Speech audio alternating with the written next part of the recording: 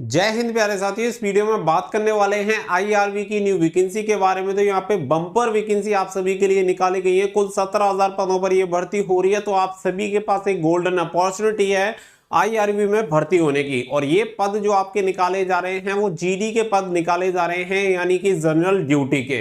पूरी इंफॉर्मेशन आप सभी को दूंगा। साथ ही मैं उम्मीद करता हूं कि आप सभी को आईआरबी के बारे में ऑलरेडी पता होगा। अगर नहीं पता है तो आप सभी को बता दें कि यूनियन होम मिनिस्ट्री के अंडर ये काम करता है और स्पेशल सिचुएशन के लिए इसे बनाया जाता है। तो यहाँ पे पूरी जानकारी मैं आप सभी को देने वाला हूँ, क्योंकि आप सभी को बता दें कि हाल ही में एमएचए की तरफ से दिए गए आदेश के अनुसार यहाँ पे टोटल 5 नई यूनिट बनाई जानी है, जिसमें लंबे समय से खाली चल रहे पदों पर भर्ती होनी है, जिसमें अब कुल मिलाकर 17,000 पदों पर यह भर्ती हो रही है। तो पूरी जानकारी इस वीडियो में आप सभी को मिलेगी। अगर आप चाहते हैं आईआरबी में भर्ती होना तो पूरी इंफॉर्मेशन को लास्ट तक ध्यान से जरूर देखें, क्योंकि ये ऑल ओवर इंडिया कैंडिडेट के लिए भर्ती होती है, जिसके लिए मेल एंड फीमेल दोनों कैंडिडेट अप्लाई कर सकते हैं।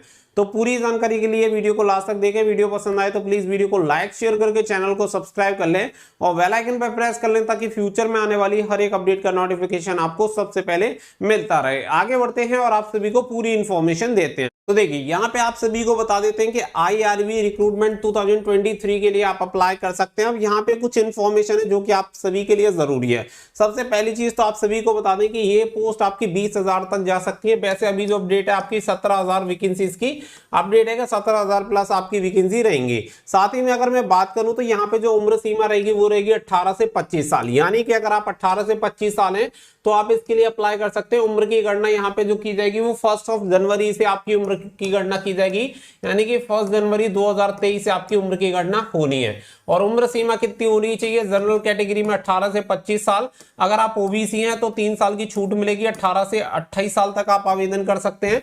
अगर आप एससी या एसटी हैं तो 30 साल तक आप आवेदन कर सकते हैं। तो ये तो रहता है एज क्राइटेरिया। इसी के साथ अगर मैं बात करूं एलिजिबिलिटी क्राइटेरिया के बारे में, तो यहाँ पे आप सभी को बता दें कि जो भी कैंडिडेट 10th पास हैं वो सभी 10th पास कैंडिडेट इसके लिए अप्लाई कर सकते हैं। यानी कि 10th पास के अलावा और कोई क्वालिफिकेशन आपको नहीं चाहिए, सिंपल यहाँ पे 10th पास मांगा जाता है। और सबसे अच्छी बात आप सभी को बता दें, जहां ऑल ओवर इंडिया में सभी की कट ऑफ 70-80 तक अब जाती है 100 में से।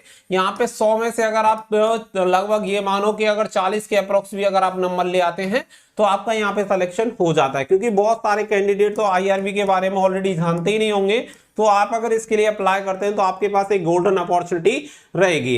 अगर मैं बात करूं यहाँ पे एप्लीकेशन फीस के बारे में, तो यहाँ पे एप्लीकेशन फीस आप सभी की देखिए, अगर आप जनरल ओबीसी और ईडब्ल्यूएस कैंडिडेट हैं तो 100 रुपीज आपको फीस पे करनी होगी। बाकी का अदर कैटेगरी में निल रहता है, यानी कि कोई भी एप्लीकेशन फीस आपको पे नहीं करनी है। इसके अलावा बात करें यहाँ पे कि सिलेक्शन प्रोसेस क्या होता है, तो देखो सबसे पहले आपका होता है पीएमटी यानी पीईटी, यानी कि आप ऐसे समझ लो कि फिजिकल आपका होता है सबसे पहले। नंबर सेकंड फिर आपका होता है रिटन एग्जामिनेशन, फिर आपका होता है मेडिकल। और मेडिकल हो जाने के बाद अगर आप मेडिकल में फेल हो जाते हैं तो आप री मेडिकल भी दे सकते हैं, यानी कि आरएमई। तो ये आपका है सिलेक्शन प्रोसेस। टोटल यहाँ पे 3 स्टेज में कंप्लीट हो जाता है। आरएमई आप सभी का तब है कि जब आप फेल हो जाते हैं। अगर मैं बात करूं यहाँ पे फिजिकल के बारे में कि यहाँ पे फिजिकल कितना होता है, तो देखो यहाँ पे केवल आपकी रनिंग करवाई जाती है। तो रनिंग के आधार पे आपका यहाँ पे सिलेक्शन होता है। और अगर मैं रनिंग की बात करूं तो यहाँ पे 24 मिनट में आपको 5 किलोमीटर की रनिंग कंप्लीट करनी होती है मेल कैंडिडेट को। अगर आप फीमेल हैं तो 8.5 मिनट में आपको 1600 मीटर की रनिंग कंप्लीट करनी होती है, 1600 मीटर की, यानी 1.6 किलोमीटर की रनिंग। अगर बात करें आपकी कि यहाँ पे हाइट कितनी चाहिए, तो देखिए अगर आप मेल कैंडिडेट हैं तो आपकी हाइट होनी चाहिए 170 सेंटीमीटर। अगर आप फीमेल हैं तो आपकी हाइट होनी चाहिए 157 सेंटीमीटर। वहीं पे कुछ एसटी कैटेगरी को यहाँ पे छूट दी जाती है, जैसे एसटी कैटेगरी है तो 165 तक अप्लाई कर सकते हैं, और अगर यहाँ पे फीमेल हैं तो 152 सेंटीमीटर तक अप्लाई कर सकते हैं। तो ये यहाँ पे हाइट में छूट दी जाती है। बाकी का मेल कैंडिडेट के लिए जो सीना होना चाहिए 80 से 85 सेंटीमीटर सीना होना चाहिए, और एसटी कैंडिडेट के लिए 78 से 83 सेंटीमीटर सीना यहाँ पे मांगा जाता है। तो ये तो हो गया आपका हाइट क्राइटेरिया, और रनिंग वगैरह आपका क्या होना चाहिए वो आप सभी का हो गया।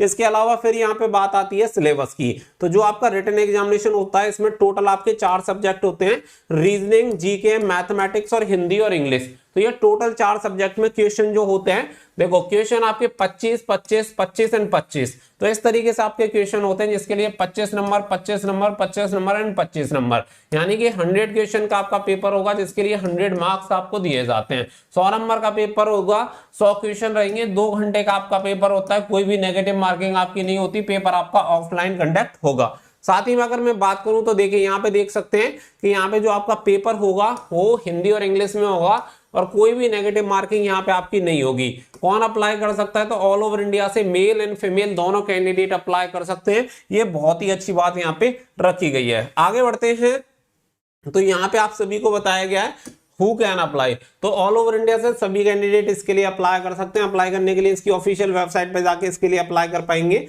अगर मैं बात करूं कि यहाँ पे आप अप्लाई कब से कर सकते हैं, तो एक्सपेक्टेड डेट की यहाँ पे अगर हम बात करें तो अगस्त 2023 तक इसकी जो वैकेंसी होंगी वो रिलीज हो जाएंगी और 30 दिन का समय मिलेगा आपको फॉर्म अप्लाई करने के लिए। ऑनलाइन आप इसके लिए अप्लाई कर सकते हैं, तो बहुत ही अच्छी एक अपॉर्चुनिटी रहेगी आप सभी के पास, क्योंकि इससे बम्पर वैकेंसी आपको देखने के लिए नहीं मिलेंगी। क्योंकि इसका नोटिफिकेशन भी यहाँ पे आप चेक कर सकते हैं। अगर आपको इसका नोटिफिकेशन वगैरह पूरी डिटेल चेक करनी है तो देखो ये वाली वेबसाइट आप सर्च कर लेना, आप सभी को मिल जाएगा study4FORDREAMS.in। तो ये वाली वेबसाइट जब आप सर्च करोगे तो आपको ये नोटिफिकेशन यहाँ पे देखने के लिए मिल जाएगा। तो यहाँ से आप देख सकते हैं इसका नोटिफिकेशन पहले निकाला गया था, लेकिन कोविड की वजह से ये भर्ती कंप्लीट नहीं हो पाई थी, जिसकी वजह से ये भर्ती अभी तक पेंडिंग चल रही थी। साथ ही में अब क्या हुआ है कि 5 नई बटालियन यहाँ पे बनाने का आदेश दिया है MHA के द्वारा। तो नई बटालियन बन रही है, तो जिसकी वजह से यहाँ पे पदों की संख्या 17,000 से लेके 20,000 तक पदों पर यह भर्ती आप सभी की हो सकती है। तो एक अच्छी खासी अच्छे पदों पर यह भर्ती होने वाली है, जिसमें अच्छी अपॉर्चुनिटी आप सभी को मिलेगी।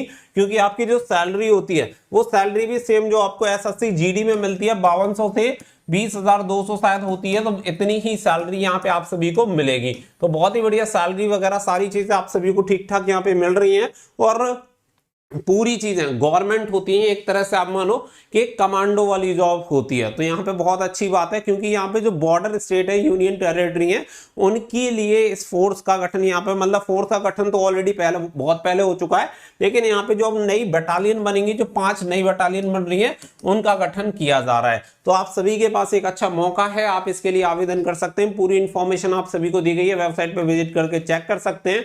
उम्मीद करता हूं कि ये जानकारी आप सभी को एकदम से क्लियर हो गई होगी। तो जैसे ही इसके ऑनलाइन एप्लीकेशन फॉर्म बनना स्टार्ट होंगे, आप सभी को इसके बारे में अपडेट दे दी जाएगी। तो चैनल से कनेक्टेड जरूर रहिएगा। साथ ही में आप हमारा टेलीग्राम चैनल भी ज्वाइन कर सकते हैं, वहां पे आपको बहुत सारी गवर्नमेंट जॉब की अपडेट रेगुलर मिलती रहती है। मिलेंगे नेक्स्ट वीडियो में। तो थैंक यू फॉर वॉचिंग।